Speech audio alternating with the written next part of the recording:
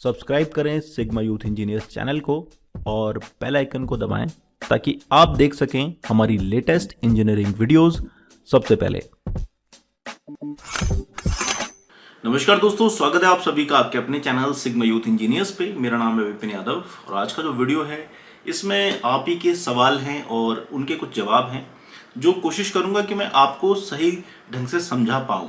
तो जो सबसे ज़्यादा कमेंट आते हैं वो कुछ इस टॉपिक पे रहते हैं कि कौन सा सॉफ्टवेयर जो है सबसे ज़्यादा यूज होता है और कौन सा सॉफ्टवेयर हम सीख सकते हैं जिससे कि हमें एक अच्छी सैलरी मिल जाए, और कौन सी मशीन की प्रोग्रामिंग अगर हम करते हैं तो हमें जो है ज़्यादातर अच्छी जॉब्स प्रोवाइड हो जाए, इजीली मिल जाए। ठीक है, तो देखो मैं यहाँ पर एक जनरल पर्सपेक्टिव व्यू बता रहा हूँ जिसमें कि 90% जो रिजल्ट्स मिलते हैं वो ये है कि भाई जो सबसे बेस्ट प्रोग्रामिंग सॉफ्टवेयर है वो आपका फानुक है, जिसमें कि आपको जो है 90% रिजल्ट्स मिल जाते हैं कि आपको जो है इजीली जॉब मिल जाती है। ठीक है, इंडिया के अंदर भी बाहर भी। ठीक है, जैसे कि अगर आप दुबई जाना चाहते हैं या सऊदी जाना चाहते हैं या फिर आप कनाडा जाना चाहते हैं तो जो सबसे ज़्यादा यूज़ होने वाला जो सॉफ्टवेयर है वो फानुक कंट्रोल है। ठीक है, अब क्योंकि बहुत सारे स्टूडेंट्स ये भी कमेंट करते हैं कि क्या सीमेंस की प्रोग्रामिंग हमें सीखनी चाहिए, तो मैं आपको ये जरूर कहूँगा कि भाई अगर आप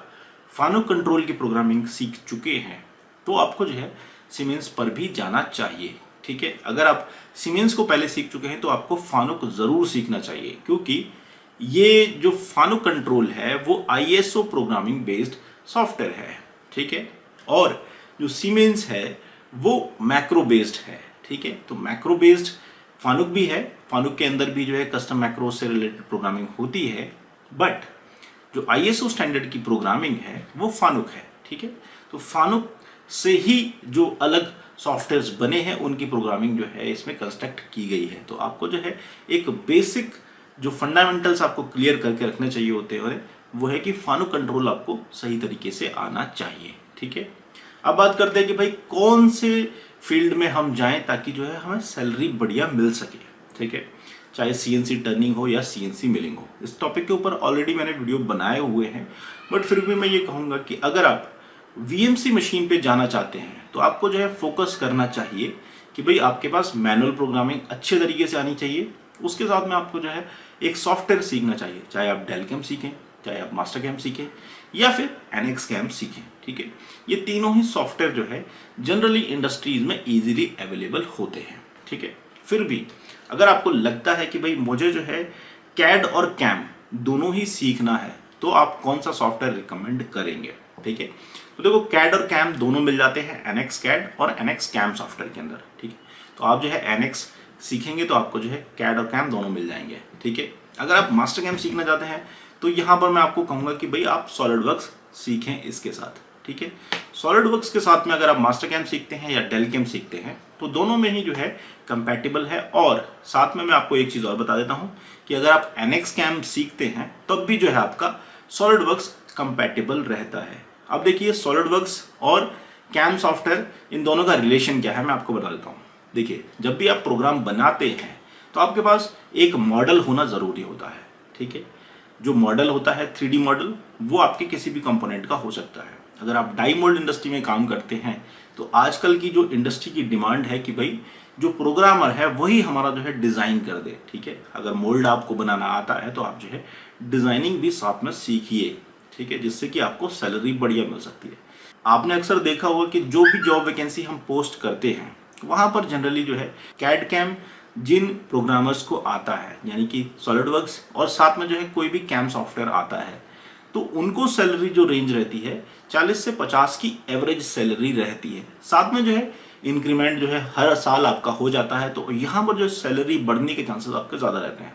तो अगर आप एक सही सैलरी की तलाश में हैं और चाहते हैं कि भाई इंडिया के अंदर जो है आपको एक रिस्पेक्टिव सैलरी मिले तो आपको जो है दो चीज़ों पे काम करना होगा। एक तो मैनुअल प्रोग्रामिंग, साथ में जो है कैड और कैम, इन दोनों ही चीज़ों पे आपको काम करना होगा, तभी जो है आपको एक बढ़िया सैलरी मिल जाएगी। जॉब वैकेंसी की बात करें तो देखो जॉब वैकेंसीज हमारे पास ऑलरेडी बहुत सारी आती रहती हैं, रेगुलर बेसिस पे आती हैं प्रोग्रामर्स की, तो यहाँ पर जो है वैकेंसी की कोई कमी होने वाली नहीं है। तो आप लोग क्या करिए, आप अपनी स्किल्स पे काम करिए, सीखिए और अच्छी सैलरी आपको डेफिनेटली मिलेगी, बशर्ते आपको जो है काम आना चाहिए। तो काम के लिए आपको जो है फोकस करना होगा दो चीज़ों पर। एक तो देखो मशीन्स के बारे में आप अच्छी तरह से नॉलेज रखिए, ठीक है।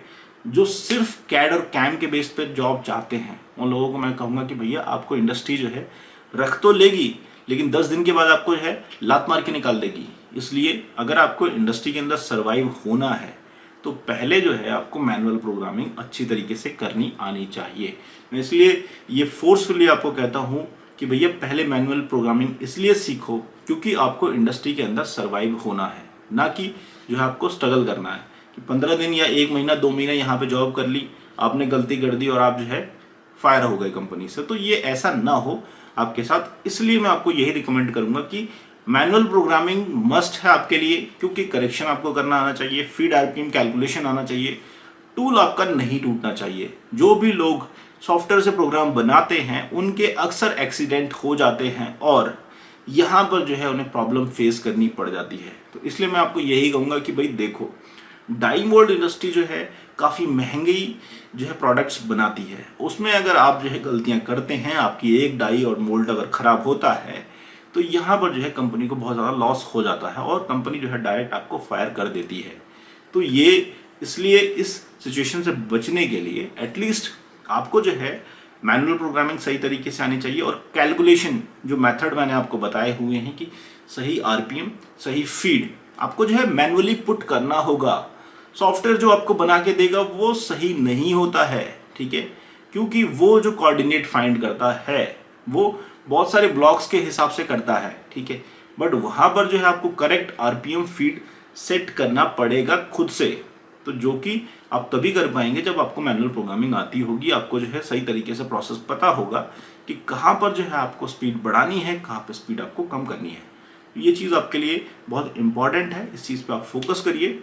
और तीसरा सवाल ये था कि भाई ये जो सॉफ्टवेयर हैं इनको हम कहाँ से ले सकते हैं। तो देखो मैं आपको बताता हूँ कि अगर आप लाइसेंस सॉफ्टवेयर लेना चाहेंगे तो 1.5 से 2 लाख रुपए का आपको एक लाइसेंस सॉफ्टवेयर मिलता है। तो जो कि एक जो जॉब करने वाला एम्प्लॉय है उसके बस की बात नहीं है कि भैया 1.5 से 2 लाख का जो है सॉफ्टवेयर वो खुद परचेज करे, ठीक है।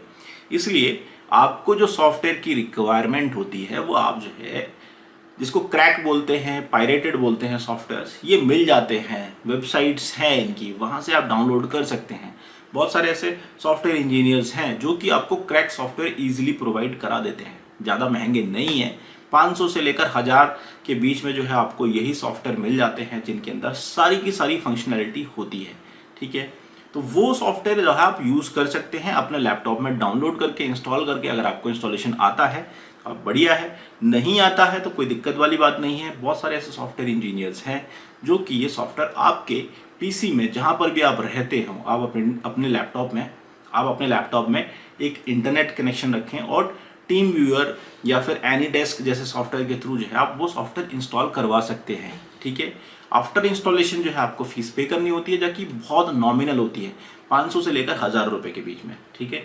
तो ये जो फीस होती है इसको अगर आप पे कर देते हैं तो आपको जो है 1-1.5 लाख रुपए खर्च करने की ज़रूरत नहीं है। और यहाँ पर जो है आपको सैलरी का जो इंक्रीमेंट मिलता है वो आपके लिए जो फ्यूचर के लिए आपके लिए बढ़िया होता है।